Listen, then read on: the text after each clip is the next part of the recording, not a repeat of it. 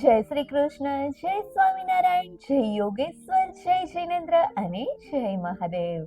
કેમ છો બધા? મારી ચેનલ એચએનએસ ફૂડ સ્ટેશનમાં તમારું સ્વાગત છે.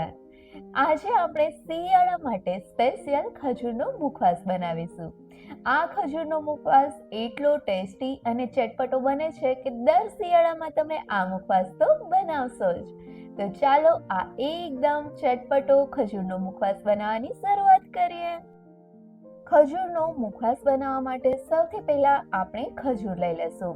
તો અહીંયા અંદાજે વજનમાં જોઈએ તો 200 ગ્રામ અને નંગના હિસાબે 30 જેટલા ખજૂરના બિયા કાઢીને લઈ લીધો છે.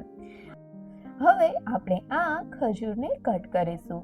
તો અહીંયા હું આ રીતે ખજૂરને ચિપ્સમાં એટલે કે પતલી લાંબી સ્ટીકમાં કટ કરું છું. આ રીતે ખજૂરને કટ કરવાની જગ્યાએ તમે તેને મોટા ચોરસ ક્યુબમાં પણ કટ કરી શકો છો. પણ આ રીતે લાંબી ચિપ્સમાં જો તમે ખજૂરને કટ કરશો ને તો તેમાં બધા મસાલા સરસથી મિક્સ થઈ જશે અને પ્લસમાં તે ખાતી વખતે લેવામાં પણ સરળતા રહેશે. એટલે બને તો આ રીતે ચિપ્સમાં કટ કરવા. આ ખજૂરનો મુખવાસ એટલો ટેસ્ટી બને છે કે કોઈ મુખવાસની બોટલમાંથી એક સ્ટીક લેશે ને તો પછી ધીમે ધીમે કરીને થોડી જ વારમાં આખી બોટલ પૂરી કરી દેશે. એવું નહીં કે આ મુખવાસ મોટા લોકોને જ ભાવશે, પણ નાના બાળકોને પણ આ મુખવાસ ખૂબ જ ભાવશે અને આ બાને બાળકો પણ ખજૂર ખાશે. હવે આપણો આ ખજૂર ચિપ્સમાં કટ થઈ ગયો છે. તો હવે ખજૂરમાં એક લીંબુનો રસ ઉમેરીશું અને ત્યાર પછી ખજૂરમાં લીંબુના રસને સરસથી મિક્સ કરી લેશું. આ રીતે ખજૂરમાં લીંબુનો રસ ઉમેરવાથી ખજૂરમાં મસ્ત ખટાશ આવે છે અને આપણો મુખવાસ મસ્ત ટેસ્ટી બને છે. તો આ રીતે હાથ વડે ખજૂરમાં સરસથી લીંબુને મિક્સ કરી લેશું. લીંબુને ખજૂરમાં સરસથી મિક્સ કરી લીધા પછી તેને સાઈડમાં રાખી દેશું જેથી લીંબુનો રસ મસ્ત ખજૂરમાં એબ્ઝોર્બ થઈ જાય. અને ત્યાં સુધીમાં આપણે મુખવાસ માટેની બીજી તૈયારીઓ કરીએ. તો તેના માટે એક નાના વાસણમાં 1 ટેબલસ્પૂન વરિયાળી, 1 ટેબલસ્પૂન આખું જીરું અને અડધી ટીસ્પૂન જેટલો અજમો લઈ લેશું.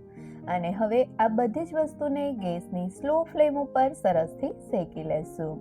અહીંયા તમે જીરું, વરિયાળી અને અજમાનું પ્રમાણ વધુ ઓછું તમારા ટેસ્ટ પ્રમાણે લઈ શકો છો.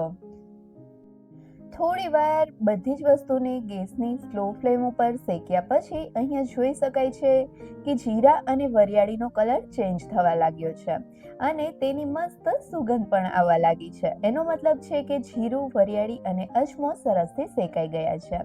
તો હવે તેને સાઈડમાં એક બાઉલમાં કાઢી લેશું.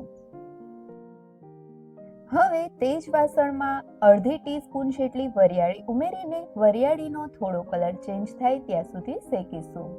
અને આ વરિયાળીને આપણે અલગથી જ શેકવાની છે કેમ કે આપણે પાછળથી થોડી આખી વરિયાળી મુખવાસમાં ઉમેરીશું એટલે તેને આ રીતે અલગથી જ શેકવાની છે.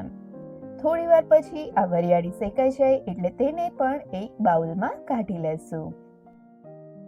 અને હવે આપણે જે વરિયાળી, જીરું અને અજમા શેકીને રાખ્યા હતા તેમાં થોડા સૂકા ફુદીનાના પાન ઉમેરીશું અને તેને તેમાં મિક્સ કરી લેશું જેથી કરીને વરિયાળી અને જીરું હજી ગરમ જ છે તો આ ફુદીનાના પાન પણ થોડા ગરમ થવાના લીધે જો તેમાં થોડું ઘણું પણ મોઇસ્ચર હોય તો તે ઉડી જાય અને મસ્ત ક્રિસ્પી થઈ જાય.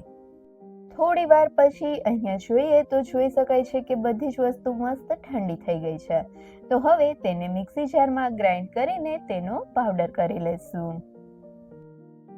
તો આપણો આ થોડો બારીક એવો પાવડર તૈયાર છે. હવે તેમાં બાકીના મસાલા ઉમેરીશું જેમાં અડધાથી 1 ટીસ્પૂન જેટલો આમચૂર પાવડર, અડધી ટીસ્પૂન જેટલો સૂંઠ પાવડર, અડધી ટીસ્પૂન જેટલો બ્લેક પેપર પાવડર એટલે કે મરી પાવડર, અડધાથી 1 ટીસ્પૂન જેટલો સંચળ પાવડર અને 1 ટેબલસ્પૂન જેટલી ખાંડ ઉમેરીશું. અને તેની સાથે જ તેમાં અડધી ટીસ્પૂન જેટલો ચાટ મસાલો પણ ઉમેરીશું. અહીંયા ચાટ મસાલો અને આમચૂર પાવડર થોડો વધારે ઉમેરી શકાય છે. અને હવે આ બધી જ વસ્તુને ફરીથી ગ્રાઇન્ડ કરીને તેનો પાવડર તૈયાર કરીશું. બધી વસ્તુને સરસથી ગ્રાઇન્ડ કર્યા પછી આપણો આ ખજૂર મુખવાસ માટેનો મસાલો તૈયાર છે. તો હવે આ મસાલાને એક બાઉલમાં કાઢી લેશું. અને સાઈડમાં આપણે જે ખજૂરને લીંબુમાં પલાળીને રાખ્યો હતો તે ચેક કરીએ તો અહીંયા જોઈ શકાય છે કે ખજૂરમાં મસ્ત લીંબુ એબ્ઝોર્બ થઈ ગયું છે. તો હવે ખજૂરને એક વખત ચમચી વડે સરસથી મિક્સ કરી લેશું અને ત્યાર પછી આપણે જે મુખવાસ માટેનો મસાલો તૈયાર કર્યો છે તે બધો જ મસાલો ખજૂરમાં ઉમેરી દેશું. અને અહીંયા જો તમારે બધો જ મસાલો ના ઉમેરવો હોય તો થોડો મસાલો ઉમેરીને તેને ખજૂર સાથે મિક્સ કરી ત્યાર પછી આ મુખવાસને ટેસ્ટ કર્યા પછી જો જરૂર લાગે તો પણ વધારાનો મસાલો ઉમેરી શકો છો. હવે મસાલાને મસ્ત રીતે ખજૂર સાથે મિક્સ કરીશું અને શરૂઆતમાં તમને એવું લાગશે કે આ બધો મસાલો સરસથી ખજૂરમાં મિક્સ નથી થતો, પણ થોડી વાર તમે ચમચી વડે મિક્સ કરતા રહેશો તો તે મિક્સ થઈ જશે. અને એમ છતાં પણ તમને એવું લાગે તો હાથ વડે થોડું ઘણું વજન દઈને પણ તમે મિક્સ કરી શકો છો. પણ હાથ વડે જો તમે મિક્સ કરો તો એ વાતનું ખાસ ધ્યાન રાખવું કે વધારે મસળીને આપણે મિક્સ નથી કરવાનું, થોડું થોડું પ્રેસ કરતા જઈને જ મિક્સ કરવાનું. આ રીતે ખજૂરમાં મસ્ત બધા મસાલા મિક્સ થઈ જાય ત્યાર પછી આપણે જે થોડી વરિયાળી શેકીને સાઈડમાં રાખી હતી તે વરિયાળી ઉમેરીને તેને પણ ખજૂર સાથે મિક્સ કરી લેશું જેથી આ વરિયાળી ખજૂરમાં સરસથી કોટ થઈ જાય. વરિયાળીને ખજૂરમાં સરસથી મિક્સ કર્યા પછી જોઈ શકાય છે કે આપણો આ ખજૂરનો મુખવાસ તૈયાર છે. જોઈને જ તમને લાગશે કે આ મુખવાસ કેટલો મસ્ત ચટપટો અને ટેસ્ટી બન્યો હશે. તો તમે પણ શિયાળામાં એક વખત આ ખજૂરનો મુખવાસ જરૂરથી ટ્રાય કરજો. અને આ મુખવાસને કોઈ પણ મુખવાસના કન્ટેનરમાં ભરીને તમે રૂમ ટેમ્પરેચર ઉપર જ 1 થી 1.5 મહિના માટે સ્ટોર કરી શકો છો. અને તમે આ મુખવાસ બનાવો તો મને જરૂરથી કહેજો કે તમારો મુખવાસ કેવો બન્યો. અને જો તમને મારી રેસીપી ગમે તો વિડીયોને લાઈક કરજો અને તમારા ફ્રેન્ડ સાથે શેર પણ કરજો. અને હા, મારી ચેનલને સબસ્ક્રાઇબ કરવાનું ભૂલતા નહીં. Thank you so much.